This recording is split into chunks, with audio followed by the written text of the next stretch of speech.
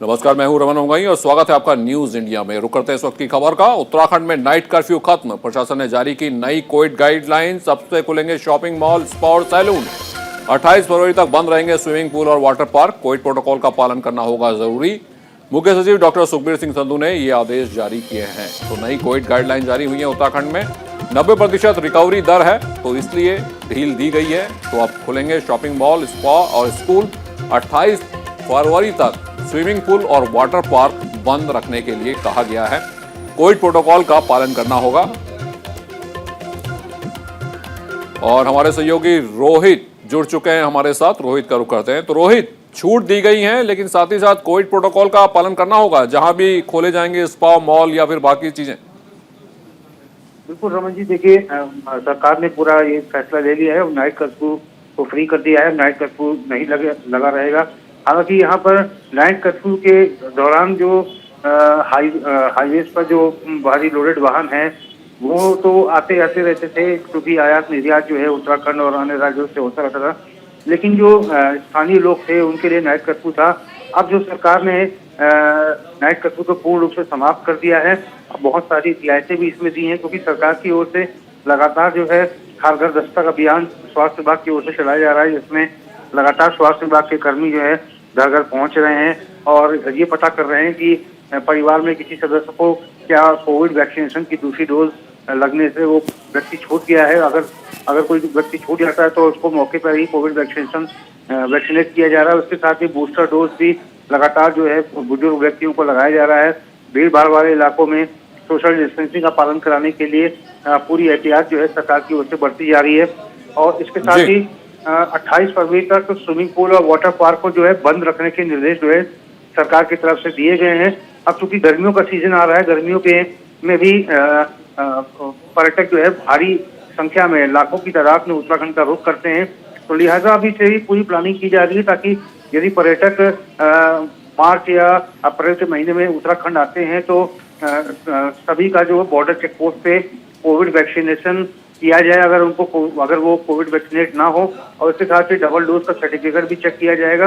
अब बुजुर्गों का बूस्टर डोज भी चेक किया जाएगा और पूरी एहतियात बढ़ती जा रही है। स्वास्थ्य विभाग, पुलिस महकमा और अन्य विभागों के द्वारा समन्वय और सामंजस्य बनाकर इस पूरी कार्रवाई को अंजाम सरकार की ओर से दिया जा रहा है, क्योंकि फिलहाल सरकार की ओर से ये बहुत बड़ी राहत मानी जा सकती है। बिल्कुल रोहित, इस तमाम जानकारी के लिए आपका बहुत बहुत धन्यवाद। तो रुक करते हैं अगली खबर का। इसके अलावा 28 फरवरी तक बंद रहेंगे स्विमिंग पूल और वाटर पार्क।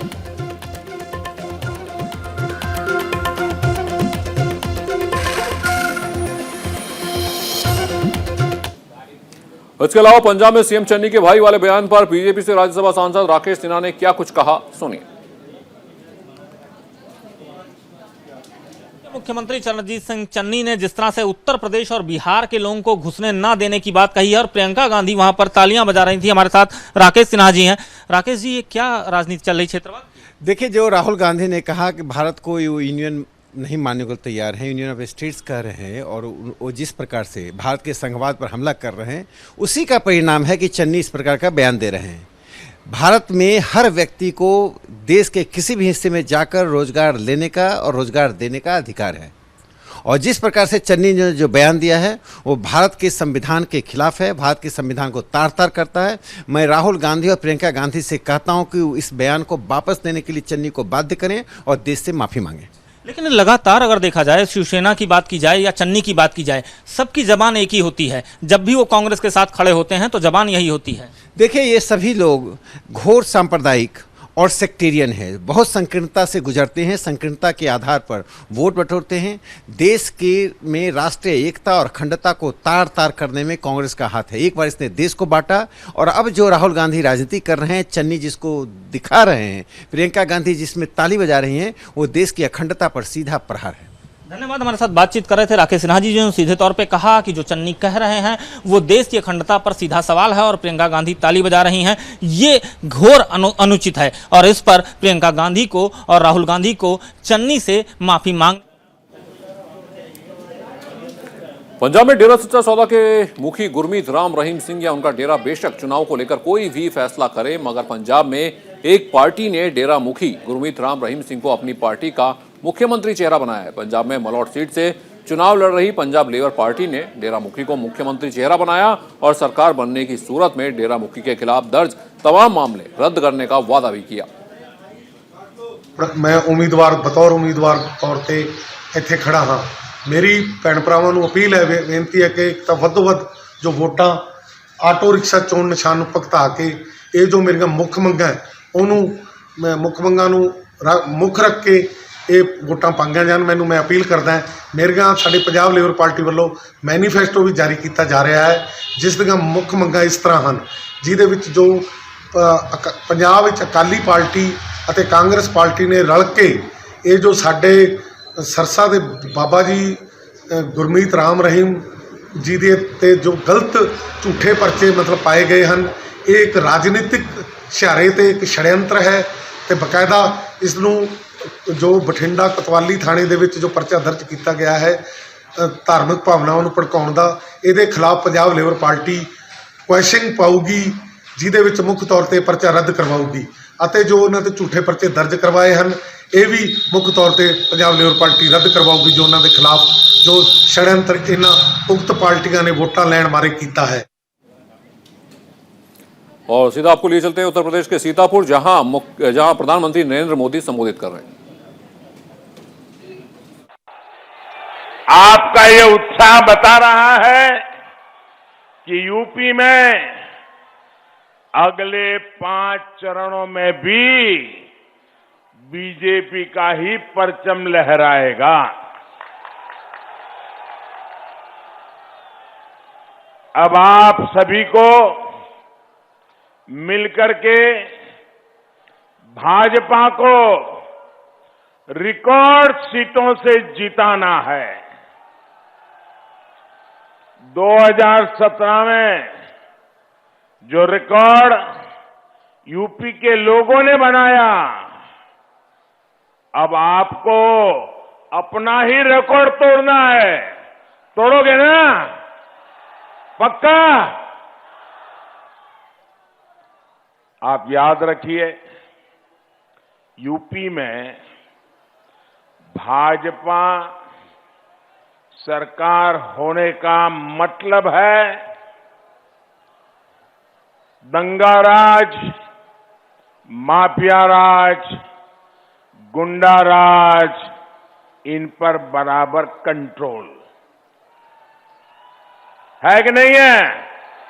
है कि नहीं है?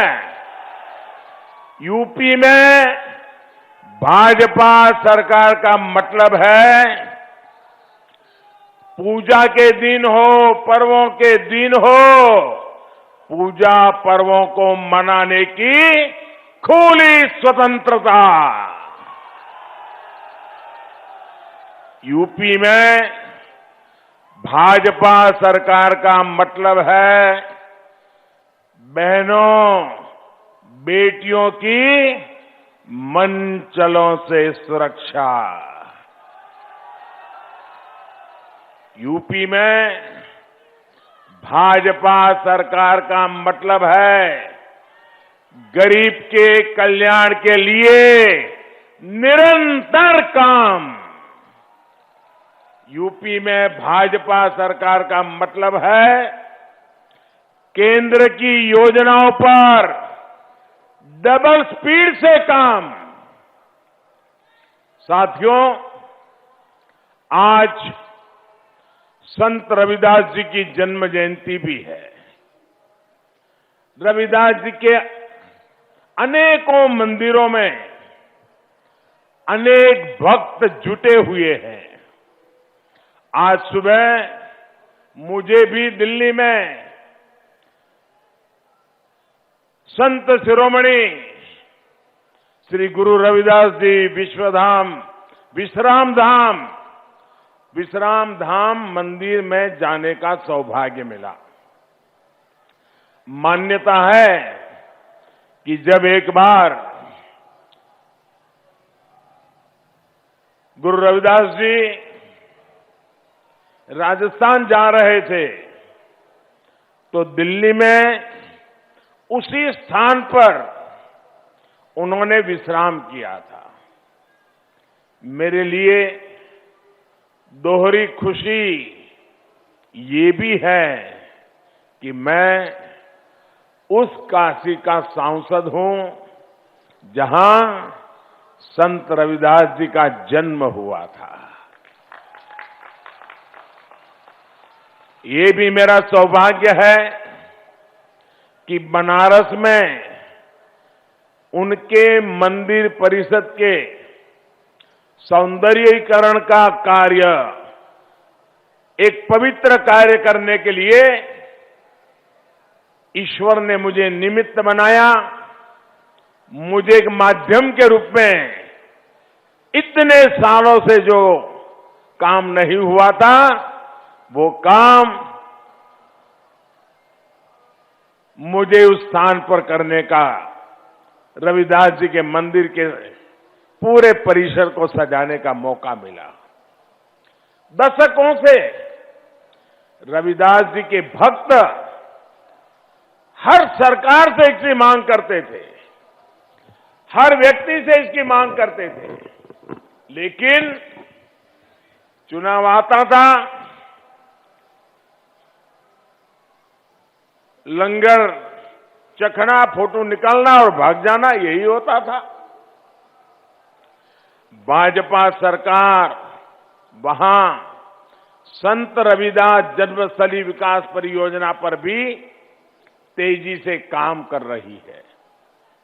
रविदास जी के श्रद्धालुओं के लिए अनेक सुविधाएं वहां विकसित की गई हैं। आज वहां उनके भव्य मंदिर में दर्शन के लिए देश के कोने कोने से लोग पहुंच रहे हैं। मुझे विश्वास है कि संत रविदास जी की जन्मस्थली पर भाजपा सरकार जो सुविधाएं बना रही है, उससे श्रद्धालुओं को बेहतर अनुभव मिलेगा।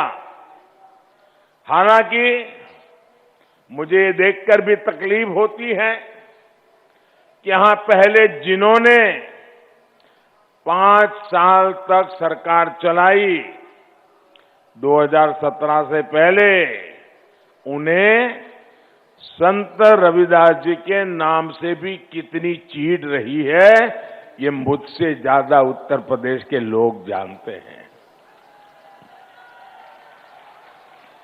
साथियों, संत रविदास जी की प्रेरणा से हमारी सरकार सबका साथ, सबका विकास, सबका विश्वास और सबका प्रयास के मंत्र पर चल रही है। हमारी योजनाओं के केंद्र में गरीब है, दलित, शोषित, पिछड़े, वंचितों का कल्याण है। आप सब जानते हैं भाइयों बहनों, पूरी दुनिया पिछले 2 साल से 100 साल में नहीं आई ऐसी भयंकर महामारी में उसकी चपेट में है। पूरी दुनिया इस महामारी के इस काल में भाजपा सरकार ने गरीब का जीवन बचाने को सर्वोच्च प्राथमिकता दी है। संत रविदास जी भी कह गए थे, और मैं जो रविदास जी जो कह के गए तो बताऊंगा, तो आपको भी विश्वास होगा कि हमारा काम करने का तरीका, हमारा काम करने की प्राथमिकता पूज्य संत रविदास जी ने जो सदियों पहले मार्गदर्शन किया था, उसी नक्शे कदम पर चलना की है। संत रविदास जी ने क्या कहा था? संत रविदास जी ने कहा था, ऐसा चाहूं राज में, यानी मैं ऐसा राज चाहता हूं, ऐसा चाहूं राज में मिले सबन को अन्न, छोट बड़ो सब सम सबसे, छोट बड़ो सब संबसे रविदास रहे प्रसन्न। यानी मैं एक ऐसा राज चाहता हूं, रविदास जी ने कहा है, मैं एक ऐसा राज चाहता हूं जिसमें सभी को अन्न मिले, हर कोई एक समान समरस होकर रहे। इसी सोच के साथ यूपी के करोड़ों लोगों को करीब करीब 2 साल से मुफ्त राशन दिया जा रहा है। इसमें 9.25 करोड़ से अधिक साथी पिछड़े वर्ग से हैं। अनुसूचित वर्ग के हमारे 3 करोड़ भाइयों और बहनों को भी भाजपा सरकार मुफ्त राशन दे रही है। करीब 3 करोड़ साथी सामान्य वर्ग के गरीब परिवारों के भी है। अल्पसंख्यक समाज के भी लाखों साथियों को इसका लाभ मिल रहा है। जब गरीब की तकलीफ का एहसास हो तो ऐसे ही काम होता है, ऐसे ही काम किया जाता है। गरीब का राशन जो पहले माफिया लूट लेता था, उसका एक एक दाना आज गरीब के घर पहुंच रहा है। इस पूरे कोरोना काल में मैं एक बात पर हमेशा ध्यान केंद्रित कर रहा कि किसी गरीब के घर में ऐसा दिन नहीं आना चाहिए ताकि घर का चूल्हा न जला हो। गरीब के घर में किसी को रात को भूखा सोना न पड़े, इसके लिए हम जागते रहे हैं। और सरकार इस पर 2,60,000 करोड़ रुपए से ज्यादा खर्च कर रही है। गरीब भले ही किसी भी वर्ग का हो, दलित हो, पिछड़ा हो, वो जानता है कि किसने संकट के समय में साथ दिया और कौन संकट के समय लापता हो गया था। ये गरीब बराबर अपने दिमाग में भर के रखता है।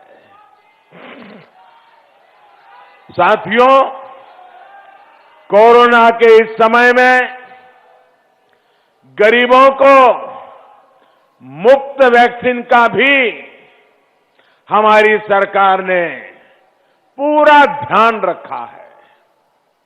पहले की सरकारों के समय कभी ऐसे अभियान चलाकर, इतना बड़ा अभियान चलाकर समय सीमा में गरीबों को मुफ्त वैक्सीन नहीं दी गई है। आजादी के इतने सालों के बाद ये पहली बार हुआ है। पहले तो हालत ये थी कि पहले की सरकारों का वैक्सीनेशन कार्यक्रम हमारे गांव तक, आदिवासी इलाकों तक ठीक से पहुंच भी नहीं पाता था। बरसों बरस कार्यक्रम चलते थे, गरीबों को वैक्सीन की एक डोज नहीं लग पाती थी। आज ये भाजपा सरकार है जो देश के कोने कोने में गरीब से गरीब को मुफ्त वैक्सीन लगवा रही है। भाइयों बहनों, मैं आपसे पूछना चाहता हूं, जरा जवाब देंगे? मैं सवाल पूछूं, जवाब देंगे? जरा जोरों से बताएं तो पता चले। जवाब देंगे? इधर वाले देंगे, यहां वाले देंगे? आप मुझे बताइए, आपने वैक्सीन लगवाई है? हाथ ऊपर करके बताइए, लगवाई है? आपको वैक्सीन के लिए एक पैसा भी खर्च करना पड़ा है? आपके घर घर सरकार ने चिंता की है कि नहीं की है?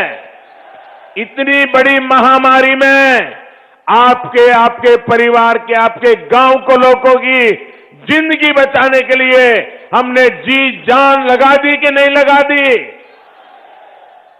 भाइयों बहनों, विदेशों में कोरोना का यही टीका बहुत ज्यादा कीमत पर लग रहा है, लेकिन भारत में भाजपा की सरकार हमारे लिए तिजोरी नहीं, मेरे देशवासियों की जिंदगी बहुत उत्तम है, कीमती है।